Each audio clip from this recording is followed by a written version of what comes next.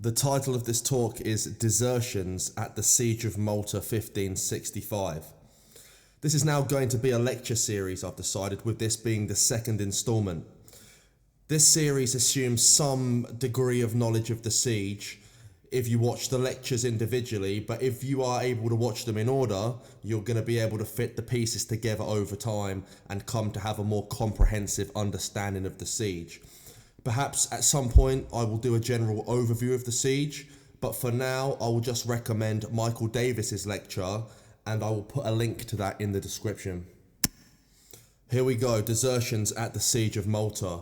So firstly, I actually want to take my hat off to these brave and ballsy men who had the courage to try and switch over to the enemy or to abandon their own side during this bitter and brutal war between these two ancient enemies.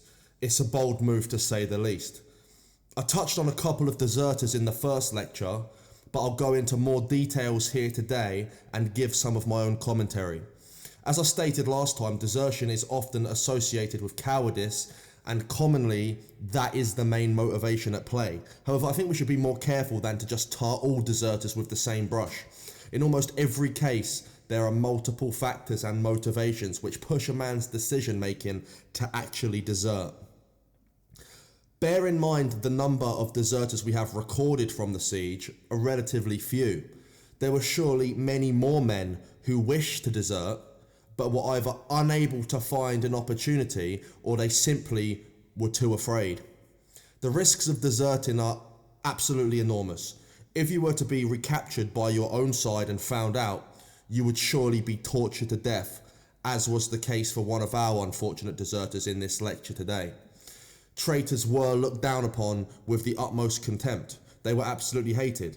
Valette forbade his defenders to even shout abuse at the deserters in the Turkish trenches. So low were they in his eyes that they weren't even worthy of the scorn of his men. Not only are you running the risk of being discovered by your own side and being executed, you also run the risk of being killed outright by the enemy if you desert. Just because you know you are deserting, it's not a given that the enemy will recognize what is happening, and in the fury of combat they might just shoot you. Balpi gives us multiple accounts of desertions at Malta, and almost each case is different from the last. These deserters provide a great deal of entertainment to me and add a little bit of spice to an already epic siege. Next up, I just want to make a distinction between two types of people here, particularly on the Turkish side, but also to some degree with the knights. So there are deserters, basically people who blatantly switch to the other side during the siege, but also we have another type of person who are sometimes known as renegades, but not always, which are people who are sympathetic to the other side or enslaved, but their loyalty is not with the side that they happen to be fighting on. These words are not necessarily synonymous and may not articulate that distinction in the sources, but I want to make it clear that just because circumstance may have put a person in the ranks of a certain army, it doesn't necessarily mean that their loyalties lay there. The first deserter I'm going to give you is the Neapolitan soldier, who we don't get given a name for, but he deserts on May the 19th, the day after the arrival of the Turkish fleet. The Turkish army hadn't even fully landed yet, and this Neapolitan soldier had already deserted. I can only imagine that he was contemplating it for weeks on the journey to Malta, probably going over it in his head night and day, envisioning when he might get an opportunity, analysing every possible scenario, and sure enough, on the 19th of May, he manages to do it without any issues. He gets away with it and he goes over to the Knights. This guy is able to provide Valette with information about the Turkish plans and the makeup of their army, etc. So not only does he leave the Turks, but he also gives the Knights a lot of clues as to what the enemy are going to try and do. This is an absolute touch for Valette, who had that same day sent out a group of knights to try and capture a Turkish soldier to interrogate. Unfortunately, this mission had gone badly wrong, and a French knight named Adrien Lariviere was captured by the Turks and then subsequently tortured for information about the defenses. It actually seems as though he didn't give the Turks any true information despite being tortured, and he tells them that they will never take Malta. However, he is eventually killed by his captors. Alongside him, a Portuguese novice was also captured. His name was Bartolomeo Ferroni. He didn't give the Turks any real information either. The story of their capture is a sad one, as it was a complete calamity that wasn't their fault. La Riviere was basically hiding with his soldiers when another knight named Vendo de Mesquita left the main body of the cavalry without orders and rode over to where La Riviere was hiding.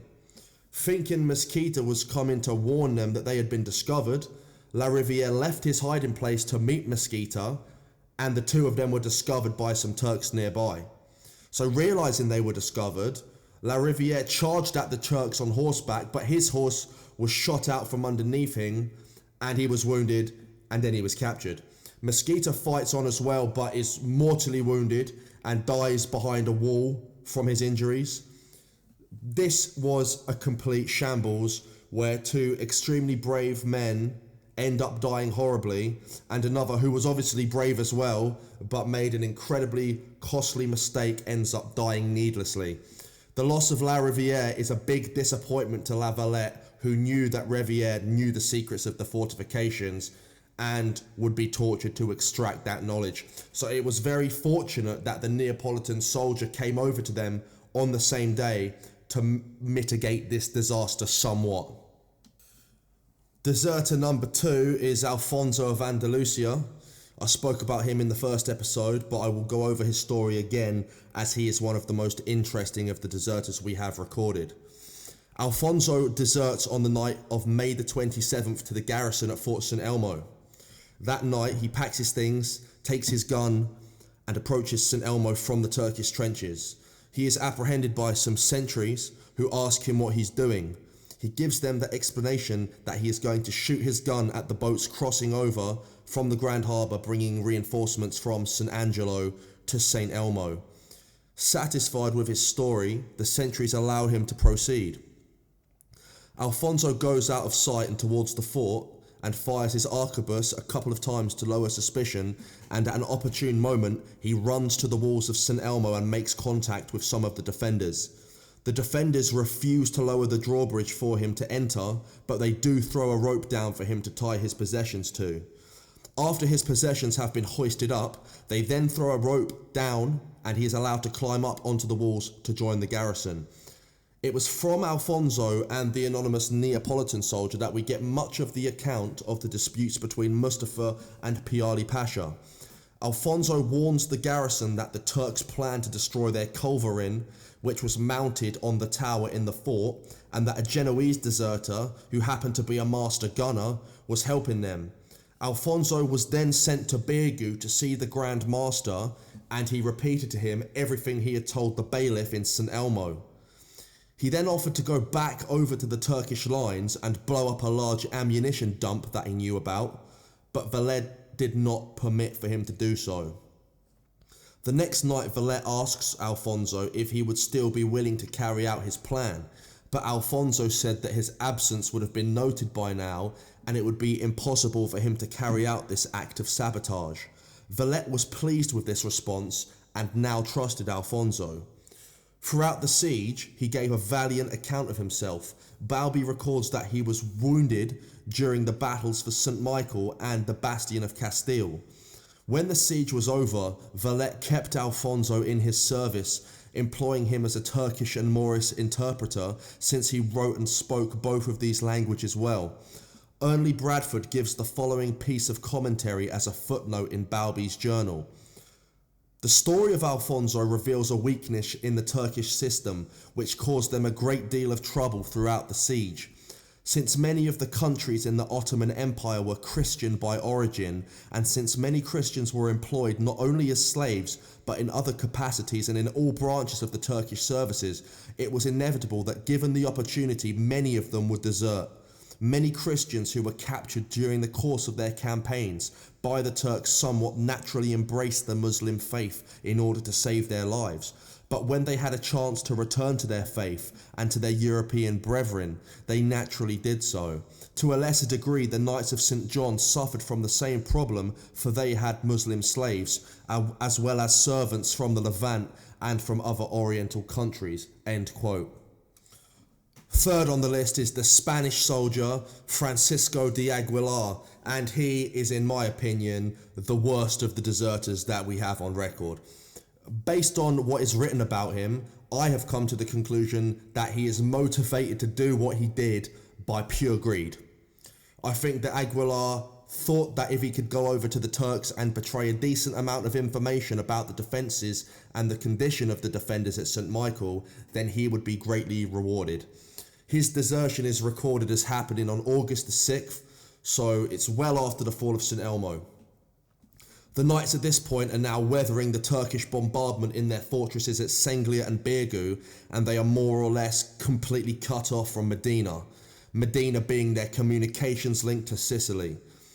At this point, there is no sign of relief from Don Garcia de Toledo.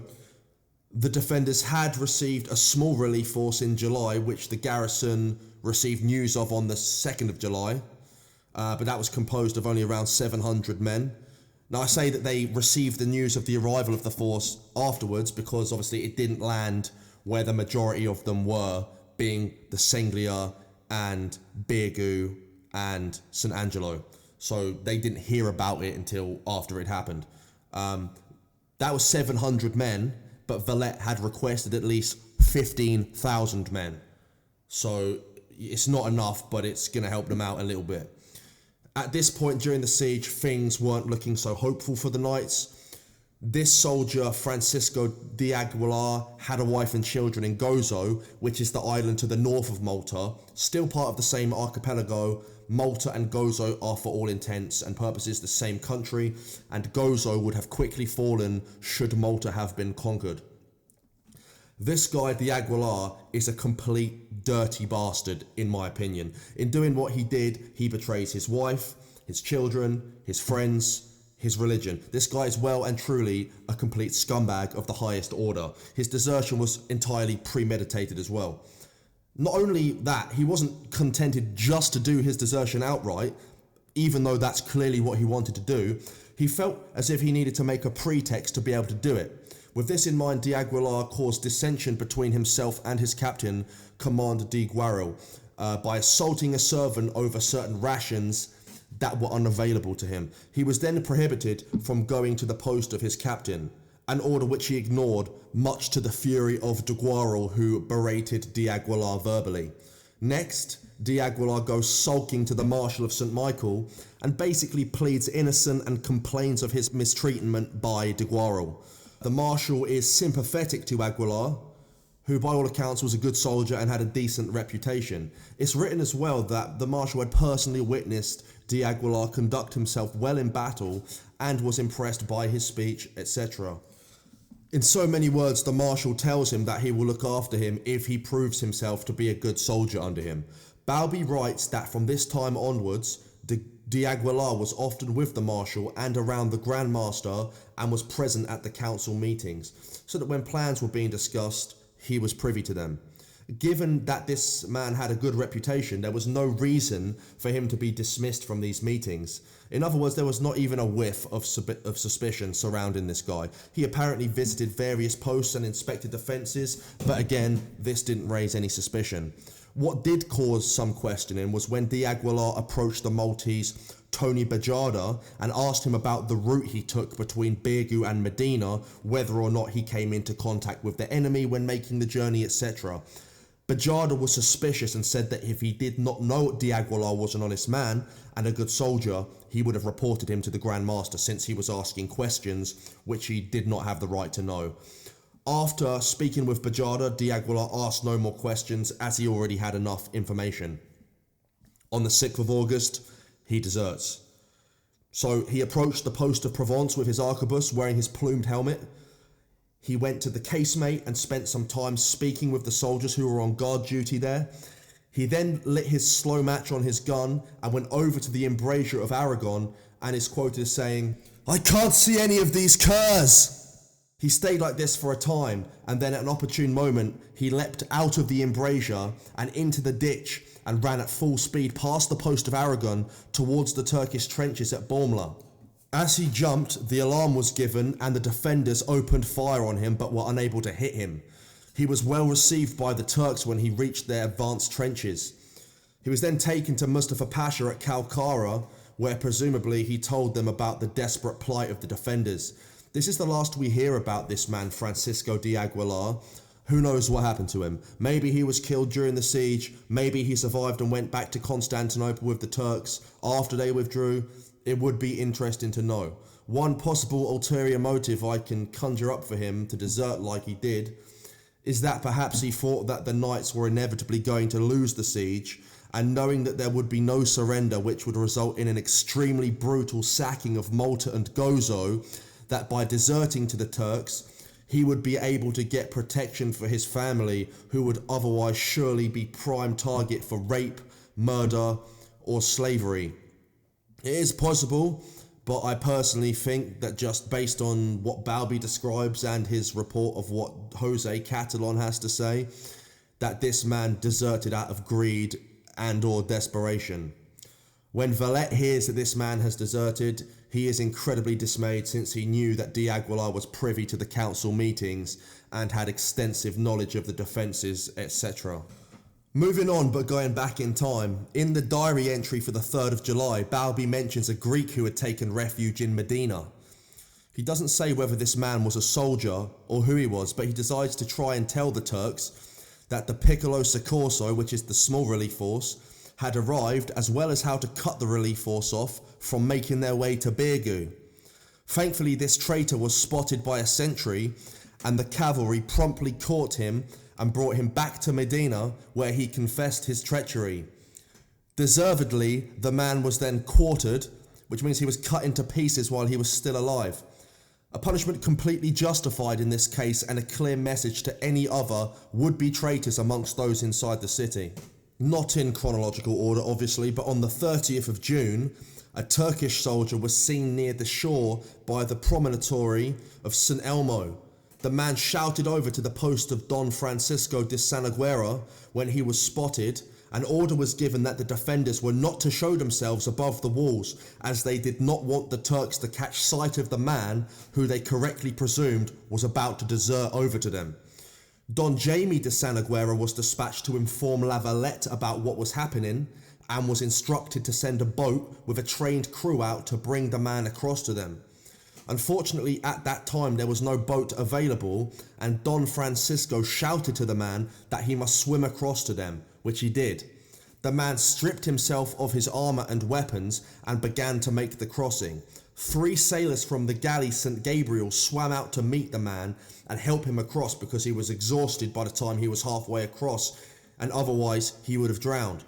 Whilst this was happening, the Turks realised what was going on and began to shoot at the swimmer to stop his desertion, but the defenders gave covering fire with arquebuses and cannon fire on the orders of Don Francisco. Fortunately, the sailors were able to help the Turk make the crossing, and the deserter got to shore safely. Word was sent to Valette that they had successfully escorted the man, although he was completely exhausted by the end of it. Don Francisco gave orders that no one was to speak to the man until he had been brought before the Grand Master. Balbi, who claims to have been an eyewitness to this, gave the man some trousers and escorted him along with Don Jaime de Sanaguera to the Grand Master. The deserter was received cordially by Valette, who publicly asked him why he wished to join them. The deserter asserted that he wanted to become a Christian as his ancestors were, to which Valette replied, "You are welcome indeed." The Turk told Valette of the plans to attack St. Michael by sea and land simultaneously, and that the first assault would be exceedingly strong. This deserter was a high-ranking officer in the Turkish army and had intimate knowledge of the plan of Mustafa and Piali Pasha. Thereby he was able to give the knights highly valuable information, which would have been a huge benefit to the defensive effort. Balbi goes on to say, quote, "Later, after the siege was over, the Grand Master rewarded this Turk and had him sent to Rome, where he was baptized by the Pope and called Philip de Lazaris, the name of one of the great families of Greece. After this, he went to Spain, where the king, having heard from Valette what good services he had rendered during the siege, gave him a pension for life and gave him an appointment in the kingdom of Naples, where I have heard that he now resides. He himself told me of some of the very useful information which he gave to the Grand Master during the siege." End quote.